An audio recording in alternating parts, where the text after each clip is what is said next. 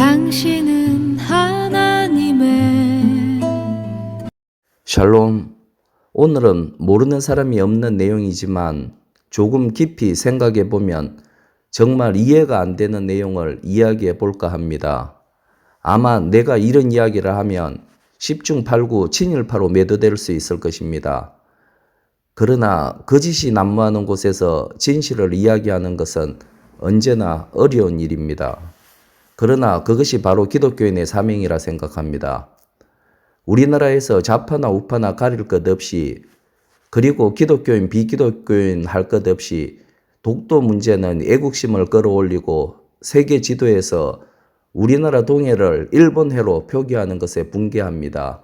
그래서 방크라는 단체가 결성되었는데 이 단체 방크, Voluntary Agency Network of Korea는 1999년 외국에 대해 국가 홍보와 교류를 통한 사이버 민간 외교관의 역할을 위해 박기태 단장에 의해 만들어진 대한민국의 개신교계 비정부 민간단체입니다. 잘못된 국가 정보에 대한 알림과 함께 교정 권고까지 폭넓은 활동을 하고 있으며 직지 심체 요절 홍보와 일본의 방위백서 소개 등 다양한 활동을 하며 그중 동해와 독도의 국제 표기를 수정하려는 활동이 가장 잘 알려져 있습니다. 개신교 단체가 국민들의 후원금을 모아서 이런 일을 하는 모양입니다. 그런데 저는 여기에서 정말 이해가 되지 않는 것이 있습니다. 우리나라 지도에서는 동해, 남해, 그리고 서해라 하지 않고 황해라고 표기합니다. 초중고 학생 시절에 선생님들로부터 서해가 아니라 황해로 해야 한다고 배웠습니다. 제 경험상 아무도 그 이유를 묻지 않았지만 아무튼 황해가 맞다는 것입니다. 그런데 우리나라 국민 어느 누구도 실제 대화상에서 황해라고 하는 사람은 하나도 없고 모두 서해라고 하는데 유독 서해는 잘못된 것이라 합니다. 여러분, 왜 황해라는 이름이 붙여진 줄 아십니까? 황해는 중국에서 부르는 이름입니다. 한국에서는 아무도 황해라 하지 않고 서해라고 부르지요. 황해는 영어로 옐로우시, 이름 그대로 누른 바다이며 이것은 중국 대륙의 황하, 요하, 회하, 양적강에서 유입되는 탁한 강물, 특히 황하에서 흘러 들어가는 황토물 때문에 중국 측에서 보면 바다가 누렇게 보여 이런 이름이 붙여진 것입니다. 한마디로 중국에서 부르는 바다 이름입니다. 이것을 중국을 상국으로 섬기던 우리나라에서 국민들이 실제 사용하는 호칭과 달리 공식적인 호칭으로 채용한 것입니다. 그래서 우리나라 지도에서는 서해라는 명칭 대신 아무도 쓰지 않는 황해라는 명칭을 쓰고 있습니다. 그렇다면 세계 지도에서는 어떻게 표기가 되나요? 동해는 일본의 즉 시 오브 저펜, 그리고 서해는 황해, 즉 옐로우시로 표기되고 있으며 남해는 따로 이름이 있지 않고 한국과 일본 사이의 해협을 대한해협, 즉 코리아 스트레이트라 표기되어 있습니다. 스트레이트는 해협으로 육지 사이의 좁은 바다를 가리킵니다. 원래 바다의 지명은 어느 특정 국가가 쓰는 용어를 그대로 쓰지 않는 경우가 많습니다. 왜냐하면 바다라는 것은 원래 여러 나라의 국토가 접해 있는 경우가 대부분이기 때문입니다. 그리고 바다는 국가의 경계처럼 뚜렷한 경계선이 없어서 태평양이나 대서양이라는 대양 가운데서 육지에 접한 수많은 바다 명칭들이 있지만 그 뚜렷한 경계선을 확정하기는 어렵습니다. 나라 이름도 마찬가지입니다.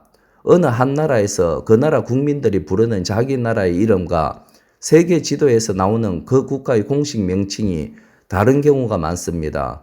우리나라도 우리나라를 대한민국 또는 한국으로 부르지만 대외 공식 국호는 코리아입니다. 그 이유는 역사상의 요인들에 의해 그렇게 알려졌기 때문입니다. 동해에도 역사상 일어났던 여러 가지 이유들로 인해 일본해라는 명칭이 붙여진 것일 뿐입니다. 물론 동일한 바다를 놓고 인접한 나라들이 명칭에 대한 합의가 없거나 심한 경우 분쟁이 있을 경우 명칭을 변경할 수 있다고 합니다. 그런데 만약 인도양에 접한 여러 나라가 인도양의 명칭을 자기들이 부르는 바다 명칭으로 해야 한다고 우기면 여러 바다 이름들을 변개해야 하는 것인가요? 영국과 스칸디나비아 반도 사이의 바다를 북해, 즉 노스시라고 세계 지도에서도 그렇게 표기됩니다. 영국 입장에서는 북해는 북해가 아니라 동해이고 스칸디나비아 반도 국가들 입장에서는 남해이지만 그 바다 이름은 북해입니다. 이 바다 이름을 가지고 어느 국가도 이의를 제기했다는 말은 들어보지 못했습니다. 각 국가에서 자기 나라 지도에 표기되는 명칭과 세계 지도에서 표기되는 명칭은 당연히 다른 경우가 많습니다. 일본에서는 대한해협은 쓰시마 해협으로 부르고 표기합니다. 그것은 어쩌면 당연한 일입니다. 바다의 명칭은 처음에 세계에 어떻게 알려졌냐에 따라 정해졌을 것입니다. 그런데 각 국가에서 그러한 세계에서 부르는 명칭을 국내에서도 따라 부를 필요는 없을 것입니다. 외국에서 우리나라를 코리아라 한다고 우리나라에서도 나라 이름을 코리아라 부르고 표기해야 하는 것은 아닌 것과 같습니다. 여기서 이해가 되지 않는 것은 왜 서해를 굳이 중국에서 부르는 황해로 국내 지도와 공식 문서에 표기를 하냐는 것입니다. 우리나라 지도에서는 남해처럼 서해라고 표기하면 되지 왜 국내 지도에서까지 중국식 명칭을 붙이냐는 것입니다. 그러면서 기필코 동해만은 세계 지도에서조차도 이름을 바꾸라고 달려드냐는 이야기입니다. 동해, 즉 이스트시는 특별한 내용이 있는 것도 아니고 그냥 우리나라에서의 방향을 나타내는 의미일 뿐입니다. 그런 의미의 바다 명칭을 우리나라와 일본 사이의 바다 명칭으로 표기하는 것은 솔직히 우스꽝스러운 일이라 생각됩니다. 그렇게 바다 명칭에 자긍심이 느껴질 것이라면 차라리 동해라고 하지 말고 한국해, Sea of Korea라고 우기는 것이 더 좋을 것 같습니다. 그리고 당장 바꿀 수 있는 서해의 표기를 우리나라 지도에서 모두 황해라 표기할 것이 아니라 서해로 일단 바꾸고 힘이 남는다면 동해처럼 세계에 항해하거나 주장하시기 바랍니다. 문재인은 대통령 재임 시절 중국에 가서 중국은 높은 산봉우리와 같은 나라, 우리나라는 작은 나라지만 중국몽과 함께 하겠다는 민족 비하적인 발언을 했습니다. 그리고 박은수는 베이징 기자 간담회에서 파리가 말리를 가는데 날아갈 수는 없지만 말 궁둥이에 딱 붙어가면 갈 수 있다. 파리가 말에 붙어가듯 우린 중국에 붙어야 한다고 이야기했습니다. 참고로 여러분, 우리나라 독립문은 일제로부터 독립이 아니라 청나라로부터 독립을 기념해서 1897년에 세운 것이라는 사실은 알고 계십니까? 1895년, 그러니까 독립문을 세우기 2년 전 일본이 육전은 평양에서 해전은 황해, 즉 서해에서 청나라를 무찌르고 맺은 시모노세키 조약의 제1조가 조선에 대한 청해 종주권 상실이었습니다.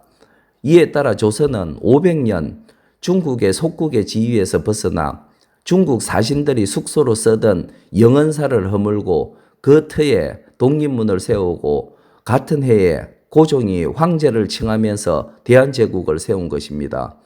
그러니까 우리나라는 청일전쟁이 끝난 후에야 임금을 중국 황제의 신하인 전하가 아니라 황제로서 폐하라고 칭하게 된 것입니다. 보시는 대로 청일조약, 즉 시모노세키 조약 또는 화간조약, 마간조약이라고 하는 제1조, 중국은 조선국의 완전 무결한 독립자주, full and complete independence and autonomy를 확인한다. 이에 위 독립자주체제를 훼손하는 조선국의 중국에 대한 공헌, tribute, 전례, the performance of ceremonies and formalities 등은 장래 완전히 폐지한다. 1895년 일본과 청나라 사이에 맺어진 이 조약의 결과로 조선은 500년 중국의 번국, 즉 제후국의 지위에서 벗어나 완전 자주국이 되어 그 2년 후인 1897년에 대한제국을 세우게 되는 것입니다. 그럼에도 문재인은 대통령 재임 시절인 2018년 제99주년 3.1절을 맞아 서대문 행무소 역사관에서 독립문까지 행진한 후 독립문에서 만세 삼창을 하는 퍼포먼스를 했습니다. 이처럼 우리나라 자익들은 역사에 대한 무지와 또한 중국을 사대하던 조선의 사고방식에서 벗어나지 못하고 있습니다. 여러분, 혹시 김일성이 교시한 각근 전술이라는 것을 들어보신 일이 있습니까? 각근 전술의 내용은 남한 체제라는 것은 미국과 일본이라는 끈으로 유지되고 있는데 어느 한쪽 끈만 잘라내도 가시 날아간다는 뜻입니다. 그래서 미국이라는 끈을 잘라내기는 쉬운 일이 아니기에 일본이라는 것을 잘라내면 한국 체제는 무너진다는 것입니다. 이것은 김일성이 1972년 김일성 정치대학 졸업식 연설에서 언급한 내용입니다. 지금 우리나라에서 일어나는 비정상적인 반일 교육과 선동은 대부분 김일성의 각근 전술의 일환입니다. 386 학생운동권과 종교단체 등에 침투한 대남 공작원들의 수십 년에 걸친 공작의 결과에 지금 나라가 휘청이고 있는 것입니다. 그리고 이러한 일에 일부 작용화된 목회자들과 교회가 동참하고 있는 것은 실로 참담한 사실입니다. 베드로전서 5장 8절에 근신하라 깨어라 너희 대적 마귀가 우는 사자같이 두루 삼키며 다니며 삼킬 자를 찾나니라고 했습니다. 현 시대 우리를 삼키고 지옥으로 끌고 가려는 가장 큰 사탄의 세력은 분명히 좌파 사상입니다. 이것을 분별하지 못한다면 어떻게 지혜의 영인 성령을 받은 성도라 할 수 있겠습니까? 이것은 정치 문제도 이념 문제도 아닌 바로 믿음의 문제입니다. 근신하고 깨어 있어야 합니다. 우리의 대적 마귀가 우는 사자같이 두루다니며 삼킬 자를 찾고 있습니다. 지금까지 들어주셔서 감사합니다. 하나님의 언약 안에 있는 축복의 통로 당신을 통하여서 열방이 주께 돌아오게 되리. 당신은 하나님의 언약 안에 있는 축복의 통로 당신을 통하여서 열방이 주께 예배하게 되리. 당신을 통하여서 열방이 주께 돌아